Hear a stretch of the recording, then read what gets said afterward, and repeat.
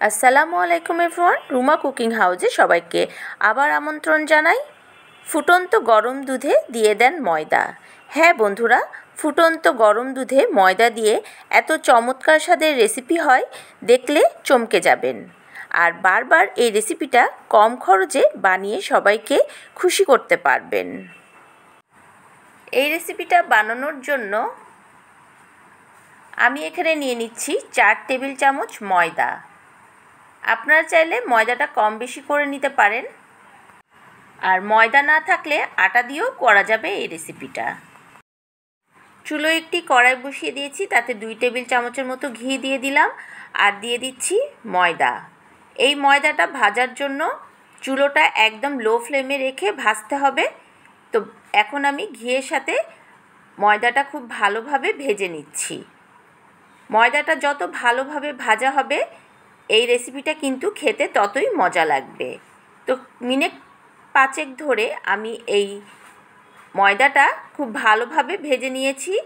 এখন আমি একটি বাটির মধ্যে এই ভাজা ময়দাগুলো তুলে রাখছি। ভাজা ময়দাটা আমি এখন এক সাইডে রেখে ঠান্ডা হতে দিচ্ছি। আর ওই একই কড়াইয়ের মধ্যে আমি নিয়ে নিলাম মিলভিটা দুধ 1/2 কেজি। আপনারা যে কোনো ব্র্যান্ডের দুধই এখানে ব্যবহার করতে পারেন। দুধটা যখন কুসুম গরম হয়ে উঠবে তখন আমি এর মধ্যে দিয়ে দিচ্ছি 4 টেবিল চামচের মতো শুকনা গুঁড়া দুধ।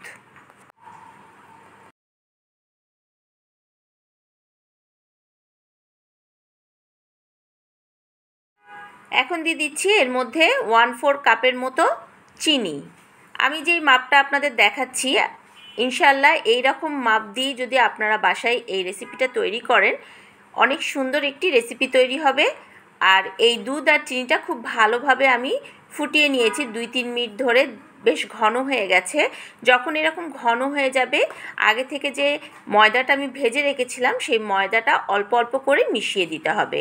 আর এই সময় চুলোর ফ্লেমটা একদম লোতে রাখতে হবে, নাহলে কিন্তু দলার পেকে যাবে। তো এরকম অল্প অল্প করে এই ময়দাটা দিয়ে আমি দুধের মিশ্রণটার সাথে মিক্সড করে দিচ্ছি। এটা কিন্তু খুব দ্রুত ঘন হয়ে যায়, তাই চুলোর আঁচটা অবশ্যই লোতে রাখতে হবে। তো দেখুন এরকম নাড়তে নাড়তে বেশ ডোটা ঘন হয়ে এসছে।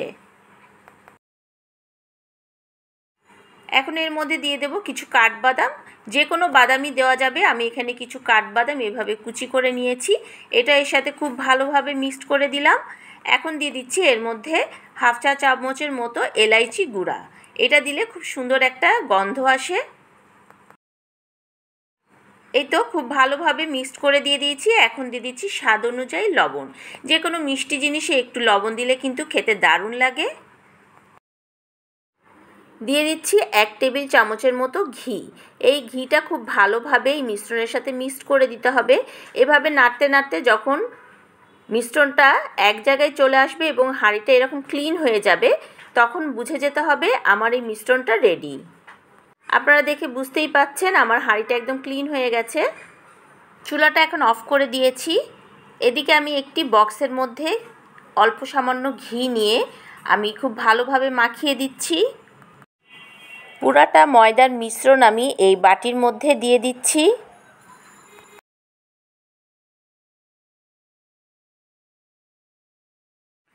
এবার চামচ কিংবা হাত দিয়ে খুব ভালোভাবে চেপে চেপে সমান করে দিতে হবে।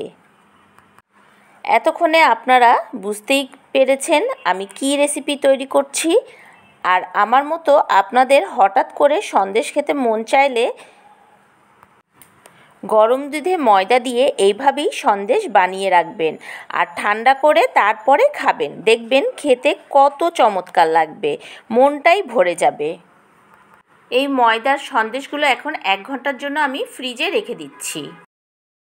1 ঘন্টা পর আমি ফ্রিজ থেকে বের করে নিয়েছি। এখন একটা এরকম নাইফের সাহায্যে চারিদিকে একটু ছাড়িয়ে নিচ্ছি। এখন একটা প্লেট ওপরে এইভাবে বসিয়ে দিচ্ছি, দিয়ে এই সন্দেশটাকে উল্টে নিচ্ছি।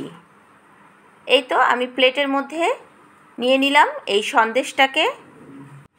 দেখুন কত চমৎকার হয়েছে দেখতে। ঘরে থাকা কম উপকরণ দিয়েই কিন্তু এই সন্দেশটি তৈরি করে নিতে পারবেন।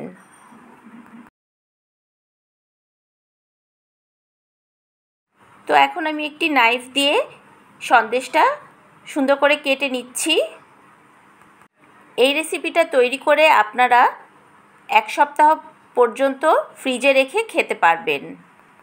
বাড়িতে কেউ আসলে যদি এই সন্দেশগুলো তৈরি করে তাকে খাওয়ান, সে খুব পছন্দ করবে এবং আপনার কাছে রেসিপিও চাইবে। আপনারা দেখে বুঝতে পাচ্ছেন কতটা চমৎকার হয়েছে।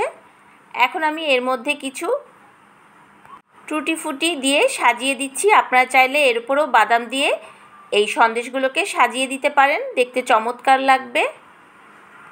রেসিপিটা কেমন লাগলো তা অবশ্য কমেন্ট করে জানাবেন। ভালো লাগলে একটি লাইক দেবেন এবং আপনাদের বন্ধুদের মাঝে শেয়ার করে দিতে একদম ভুলবেন না। চ্যানেলটি সাবস্ক্রাইব করে পাশে থাকার অনুরোধ রেখে সবার কাছ থেকে বিদায় নিচ্ছি। সবাই ভালো থাকবেন, সুস্থ থাকবেন। আসসালামু আলাইকুম। আল্লাহ হাফেজ।